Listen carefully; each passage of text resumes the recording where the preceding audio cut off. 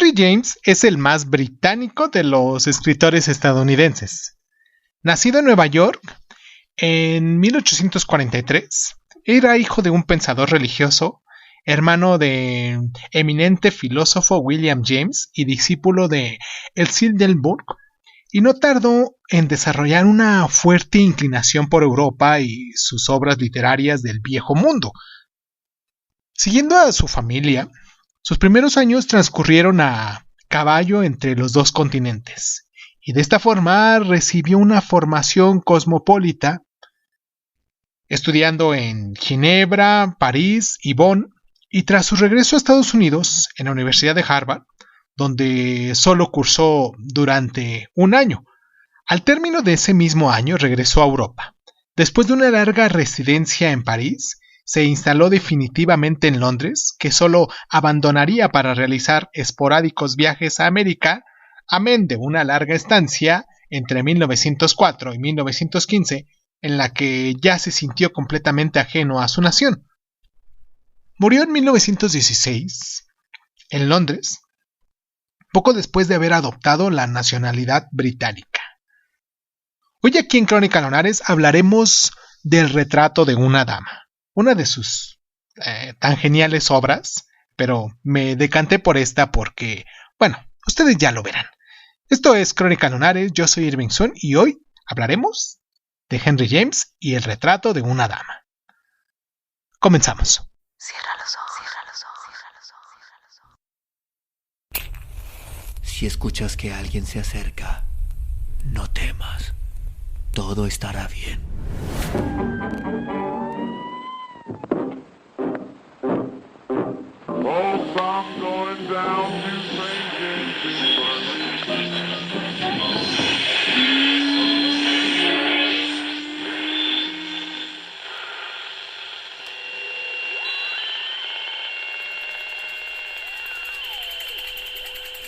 Estás escuchando Crónica Lunares, el lugar donde entramos tus oídos. Bienvenido. Sus primeras novelas describen la impresión de la cultura europea sobre el alma norteamericana y entre ellas sobresalen Roderick Hudson, que fue hecha en 1876, en la que se plantea la dualidad Europa-América y el choque cultural entre la simplicidad e inocencia americanas y el refinamiento y la corrupción europea. Sus siguientes obras profundizan en ese asunto. El americano, que fue escrita en 1877, Los europeos en el 78, con Daisy Miller en 1879 y El retrato de una dama, que escribió de 1880 al 81, que fue su primera obra maestra, nos introduce nuevos conceptos en ese tema internacional, como él mismo lo definió. Su registro se amplía con Las Bostonianas, escrita en 1886, que aborda el naciente problema del feminismo, y La princesa Casamassina, que se hizo en 1888, que trata una temática del anarquismo. Una segunda etapa se inicia con Los papeles de Asper, escrita en 1888, ¿se dan cuenta? Una encadenada evocación del espíritu de Venecia, a las que le siguen otras obras que son muy cortitas, unas novelas cortas, que por ejemplo, que una de ellas se llama El reflector y Una vida londinense, y todas ellas que también se escribieron en 1888. Entre sus siguientes novelas, afina su técnica del punto de vista narrativo, en el que la historia es retratada por uno de sus protagonistas, cuyo conocimiento del hecho es forzosamente parcial, y en ella destacan El altar de la muerte, hecha en 1895, novela de elevado tono poético, Lo que Macías sabía, hecha en 1897, la novela corta de asunto fanático, Otra vuelta de la tuerca, que hoy tiende a ser muy conocida por muchos de nuestros seguidores aquí, que se hizo en 1898 y que aporta una visión inquietante sobre la infancia. Y otra de sus obras se llama La Fuente Sagrada, que fue hecha en 1901.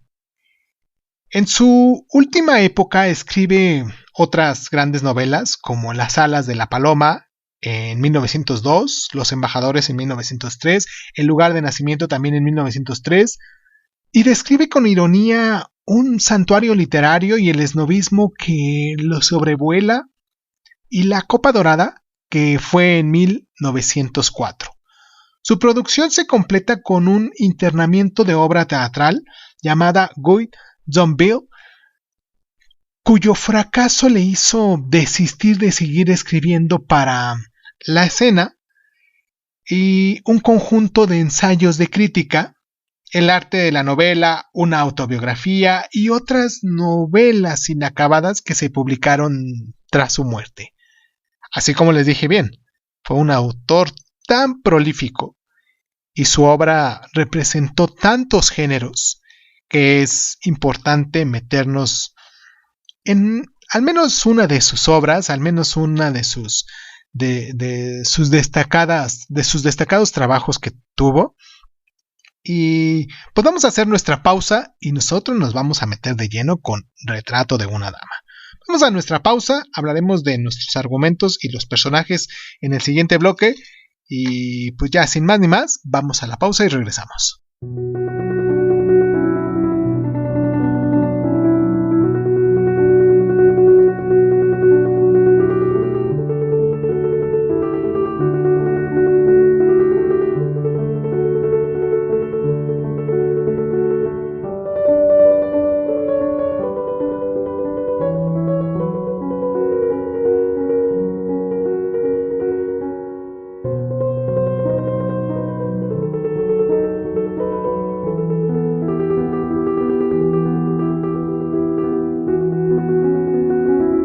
Hemos escogido Retrato de una dama entre un amplio conjunto de obras maestras de Henry James, como las que ya nombramos anteriormente, además de por sus intrínsecos,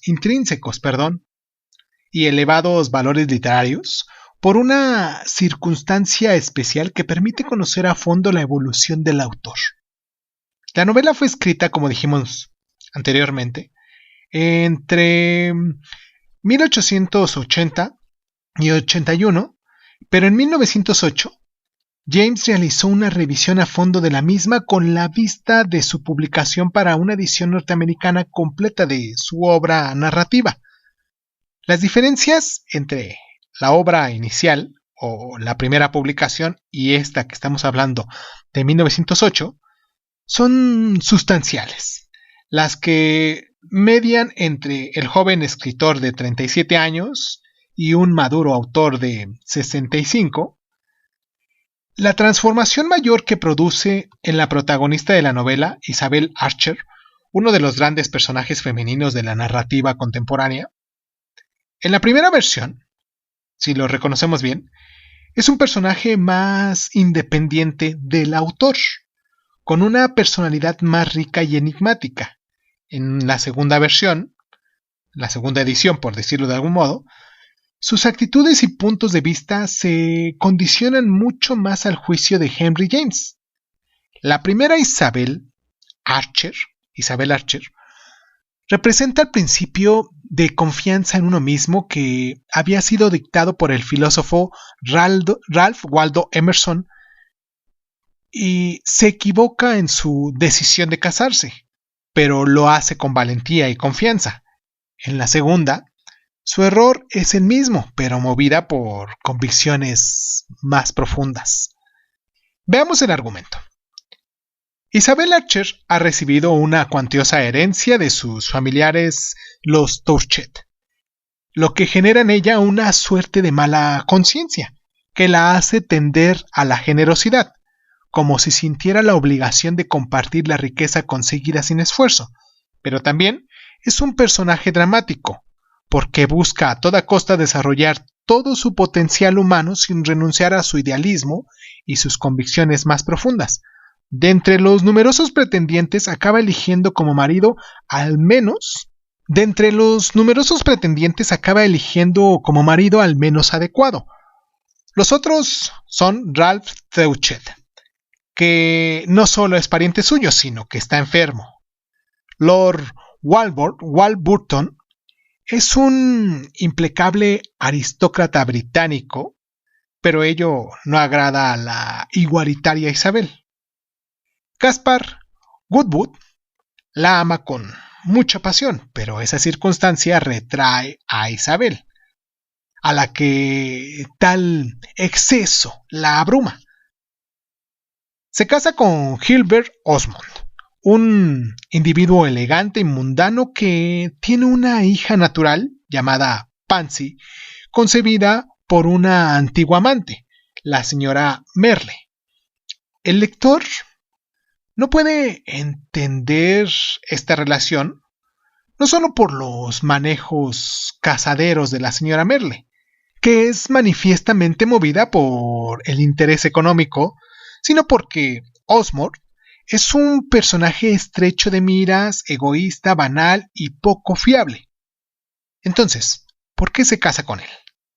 Más aún, ¿por qué regresa con él después de su ruptura y del volcánico episodio amoroso con Caspar Goodwood? He aquí la clave de la novela, que encierra el prodigioso y penetrante estudio psicológico del personaje creado por Henry James. Existen pistas manifiestas. Isabel sabe que Osmond es un personaje interesado, pero al fin y al cabo la fortuna de ella proviene de una herencia y por lo tanto no ha hecho méritos para poseerla. Pansy, la hija de él, colma los anhelos de maternidad de Isabel, frustrados después de la muerte, con apenas 6 meses, del hijo concebido con Osmond. Pero ninguna de ellas es suficiente para entender plenamente la personalidad y los actos de Isabel Archer. Lo único cierto es que debe equivocarse consciente o inconscientemente para que esta trama funcione. En la primera versión de la novela, Isabel yerra cegada por sus sentimientos, y en la segunda es demasiado perceptiva como para dejarse engatusar por Osmond y los manejos de la señora Merle, pero también se equivoca movida por sus convicciones morales. La sutileza y la maestría de Henry James ponen al resto de una novela que ha sido calificada como casi perfectas. Vamos a hacer nuestra pausa a continuación para meternos de lleno en nuestras claves de lectura, pero antes quiero que me escriban y que me dejen sus mensajes en las diferentes plataformas donde haya oportunidad que se pueden poner en contacto con nosotros, y nos pueden encontrar como Crónica Lunares de Zoom, en Facebook, en Instagram, en YouTube. Ahorita ya lo digo de corridito, ¿se dan cuenta? Ya estas 3 plataformas ya las digo de corridito, al menos ya no como antes que me distraía, o en ocasiones sí me distraigo, pero solamente cuando estoy muy metido en la obra y traigo tantas ideas en la cabeza, a pesar de que hago mi guión y hago mis notitas de lo que tengo que estar hablando aquí. De todos modos, en ocasiones va brincando mi cerebro y va en una cosa o en otra, y cuando toca la hora de hacer la publicidad aquí para que ustedes se pongan en contacto, pues me distraigo y pues en ocasiones sale mal. Pero bueno, ustedes nos encuentran como Crónica Lunares de Zoom, como ya les dije, en Facebook, en Instagram, en YouTube. Nos pueden descargar en iVoox, en Anchor, en Breaker Audio, en Google Podcast, en Apple Podcast, en Overcast, en Radio Republic, en Spotify, en TuneIn, en YouTube, en SoundCloud, en Speaker, en Patreon, y creo que nada más. ¿O habrá alguna que otra? Déjenos sus mensajes. Realmente me gustaría mucho que contribuyeran ustedes para que este canal creciera un poquito y les llegara a las personas. Sé que hay un nicho de personas que son las que se interesan por la lectura y que pues no es para todo mundo, pero aquí estamos presentando lo que nos gusta a nosotros hacer. Y pues nada, vamos a hacer la pausa y regresamos con nuestras claves de lectura.